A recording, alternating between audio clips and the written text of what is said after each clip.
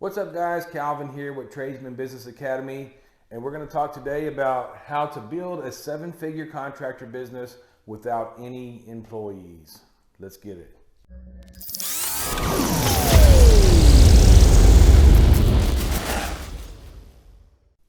Okay guys, quick disclaimer. When I say without any employees, that does not mean without any help. We all need help, and that comes in a lot of different forms. But let's just get right into it. How do you build a seven-figure business or contractor business with no employees? So number one, you have to choose a niche. And we're assuming, guys, that you already know how to be a contractor, or that you're in the construction industry, or you're familiar with the work you're going to be doing. You can't come into this with no knowledge, of course, right, guys? You have to either know a trade or be in some sort of construction and be to a point an expert at your field, or at least have a very good understanding of how this business works. You don't have to necessarily know everything, but you got to know enough to get the ball rolling, get yourself started. So find a niche, guys. You don't want to just be a master, or a jack of all trades, master of none. Become a master at something. Maybe you just do outdoor living spaces like pergolas or fireplaces, or patio extensions to people's houses, or outdoor kitchens. Maybe all you do is kitchen and bath remodels. Maybe you do fences. Maybe you pour concrete. Find your niche. Focus on that. Don't just run and chase every job. It makes life a lot easier whenever you're doing the same thing over and over and it's consistent. Like for instance, if you just want to pour driveways, advertise and promote yourself that you pour the best driveways out there, and go and bid those jobs. Or if you're a roofer, focus on roofing. Obviously, I know a lot of roofers do, patio extensions and stuff like that as well. But pick a niche and try to be, narrow down, and don't waste your time chasing every little job that's maybe outside of your expertise. Okay. Number two, become great at sales. If you're not good at sales, guys, there's another E on that, isn't there? If you're not great at sales, or if you don't know how to sell, it doesn't matter how good you are at the actual job itself. If you can't sell it and convince somebody to work with you, you're not going to have anything to do. So what I suggest with the Tradesman Business Academy, there's ways to get in and work with us. We'll put a link down for if you want to book a phone call where we do sales training in a live scenario in a private Facebook group, as well as we do have a full course on how to start a business. So that's something we can talk about on the phone call. But becoming great at sales, especially in the construction industry, again, very limited resources on construction sales. There's a few things out there. Some of it's good, some of it's bad, but anything's better than nothing. So make sure you guys are honing your craft and learning how to sell. Number three, and I just recently did a full video on this, but this is find reliable subcontractors. Again, I just look up the video we just did on how to find subcontractors, but basically, if you get set up with the right subcontractors, you don't necessarily have to put your own crew together. You don't have to have your own employees.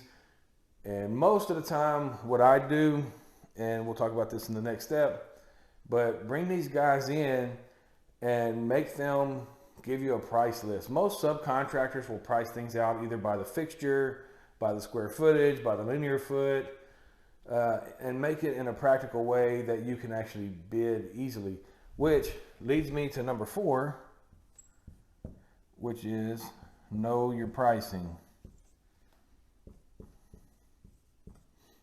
If you don't know your pricing, you're screwed, guys. We're going to do a full video on how to price, but know your pricing. This goes back to when you got a subcontractor that comes in and says, hey, it's, $5 a square foot to pour concrete. Guys, I'm using round numbers. I don't know how much concrete costs in your market, but $5 a square foot for concrete, minimum, like, 400 square feet or whatever. You know that if you're going to pour somebody a concrete slab, it's going to cost you $2,000. You mark it up from there or whatever. If it's only 400 square feet, or, if it's 1,000 square feet, it's going to cost you $5,000. And obviously, if you're in the concrete profession, you're going to know if you need to bring dirt in and leveling and things like that. But know your prices, whatever you're selling. If you're selling, patio covers, have your framer. And what I like to do when it comes to like patio covers and like that, I find somebody who can do a turnkey job for me. I don't like finding framers and roofers and electricians. I find a company that can do all in one. So that way you just get their number, you put your markup on it, you manage the job with the customer and manage the subcontractor, and that's your main job. You're just a project manager, and make sure you keep an open line of communication with your client. So it's pretty easy, guys. All right, so you know your pricing. Number five is, let me check my notes. Outsource your bookkeeping. That's another thing you don't have to worry about if you don't have employees. You can outsource your bookkeeping to either a CPA, an online CPA, or something like that. Or you get QuickBooks or something like that and do it yourself. Which, if you're a one-man show and you're not doing a ton of stuff, you should have time to do this yourself. But most of your time should be on sales. You should be spending more time on sales than anything else. Sales and putting proposals together should be your main job when you're doing this by yourself. And if you're tied up, keeping books all day and logistics and all that stuff, obviously you're going to have to do, pay your bills and this and that. But you can do that. That's easy stuff, right, guys? As long as you keep on top of that, you can set a lot of your bill payments up on auto pay and things like that. And then number 6, what I would say is, especially when the phone starts ringing a lot, and controversial, is this a employee or not, but get you a virtual assistant.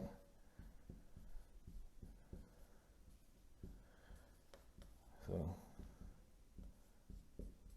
guys, I'm hoping I'm spelling that right. My spelling is absolutely trash. But hire a virtual assistant to answer phones for you, set up appointments. You don't want your virtual assistants to give any information on pricing or anything like that. So it's good. The virtual assistant is not going to know any of that stuff. They're not going to try to diagnose problems over the phone. They're literally going to take messages or set appointments for you guys to, and obviously if they set an appointment, you want to follow up and make sure that they're not just tire kickers and that they are real customers. And again, there's a training on how to do that out there, and we'll be doing some training on that too in the near future. But these 6 steps: choose a niche down. Don't try to do everything. Niche down to your expertise. Become great at sales. You always want to be learning sales. I've taken sales trainings from Grant Cardone, from Jordan Belfort, Zig Ziglar books. I mean, anything, Tony Robbins, anybody you think of that's a guru that has anything to do with sales, I've done some sort of sales training through them. Maybe not them directly, but that they offer. There's 100 of them out there, but there's only a couple predicated to construction sales, and we're one of those guys. So again, click the link, talk to us, have a conversation with us, and let's see if working together makes sense. If not, hey, no big deal. But anyways, find a reliable subcontractors for your niche. Obviously you don't want to, you can dabble in other things that, that you feel comfortable with, but I would suggest until you become a really good contractor to stick to your niche. Eventually, you guys want to, broaden your horizon or whatever you want to say and do more work. Nobody can stop you. You can do what you want to do, but it's better to be an expert at what you're doing than, don't major in the minors, guys. Become an expert. So know your pricing. Again, bring your subs in, set them down, get your price lists all worked out. You don't want to have to call your sub every time you do a proposal. For one, it's going to take you more time because subcontractors, they're busy, right? They're out there working. they're not going to stop what they're doing in most cases and just give you a price. Some will, of course, right? But know how they price, learn how they price, bring them in, learn their techniques. You know, of course, always, you know, you got to put a little extra on top of it to cover overhead and things like that, and then, you know, mark it up from there and get your profit. Again, another video will be shot on that soon, but it's very important to be quick and efficient with your pricing. In a lot of cases, when I go out, I do pools. If it's a full pool with kitchens and this and that, there's no way I can give them exact price right there. I can ballpark them. I try to stay away from ballparking too much, but when you do ballpark high. Don't try to ballpark to be the cheapest and worry about price. Ballpark to be, you know, the most expensive, you know, and then you'll know if you got a real buyer there or not. All right, so know your pricing. Outsource your bookkeeping. A lot of your bookkeeping, your logistics, and, you know, you can outsource.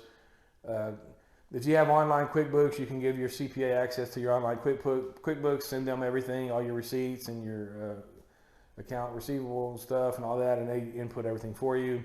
And at the end of the year, it's real easy for them to file your taxes. And then virtual assistant. Virtual assistant is good. Basically, you know, set it up to where your phone calls come in.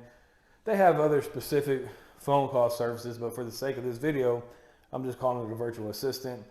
You know, you got Google virtual assistant, and you'll have a whole bunch of them pop up, and you can see, you know, there's phone service, answering services. There's for 24 hours, or you can have your own, you know, personal virtual assistant who, like, only, you know, you work directly with them, and you know, that's easy to do too. So we talked about in this video a 7-figure business. 7-figure business is $1 million in sales.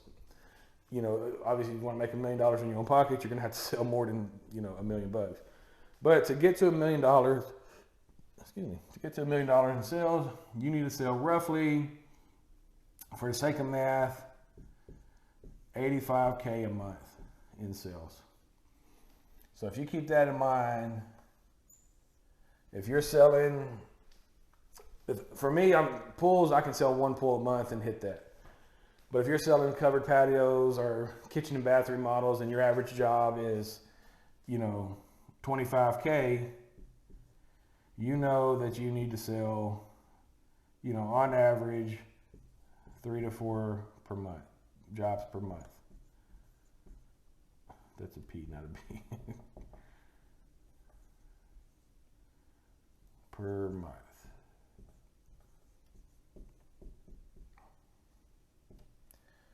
So now, and guys, you might do $5,000 jobs. Do the math. You do 16 or 17 of those. You may do 10,000, whatever. But it's very possible, if you're subcontracting everything out on your subs, you don't want to just have one sub. You want to have a couple or a few. And, you know, this is another way to, like, weed out the bad ones too, because it's inevitable. You're going to find somebody who's a good salesman and you like them, and their crew is going to suck, and you're just going to have to let them go. You can't get personal with it, guys. If they suck, they suck. They got to go. If they're great, even if their price is a little higher, then, you know, still keep them. For instance, you know, just here's a tip, right? If I have 3 subs, and I'm just going to use concrete, right, as an example, because it's easy per square foot, right? If I have one guy, you know, that's $5, if I have one guy that's $5.25, and one guy that's $5.75, every time I price concrete out, I'm going to use this pricing right here. Because more than likely, this guy's probably going to be the best if he's the most expensive and that arrogant to have that price, right? But I'm not saying arrogant, that's not the right word, but that confident to have that price, then I'm going to price it all here. If I use here, I just make a little bit more money and no harm, no foul. You know, because at the end of the day, and I learned this from Grant Cardone, price is a made up thing. Cost is real. What things cost is real. The price people sell them for is a made up thing. So if a person wants to sell this for $15 a foot and they're a good enough salesman, they can do it. If a person wants to sell it for $9 or $8, that's their prerogative. That's their business. They know their overhead. They know what they have to do to survive. They know the numbers that they need, or they should, and you should. Knowing your numbers is like the most imperative thing. If out of all of this stuff, you can mess up on a lot of stuff, but you cannot mess up on knowing your pricing. If you this puts you out of business. You go away when your pricing's bad. If you're not profitable, you can dig yourself a deep hole quick. Another thing I just did a video on cash flow. I call it the cash flow cheat code. Go check that video out too. I think you guys will really like that one. It kind of tells you how to leverage your credit to keep good cash flow, because you can be profitable and have good numbers and still hit a wall with cash flow issues. So, guys, take these tips, use them, use as many tips as you can. Follow these steps, guys, and you're on your way to a 7-figure business. Talk to you soon.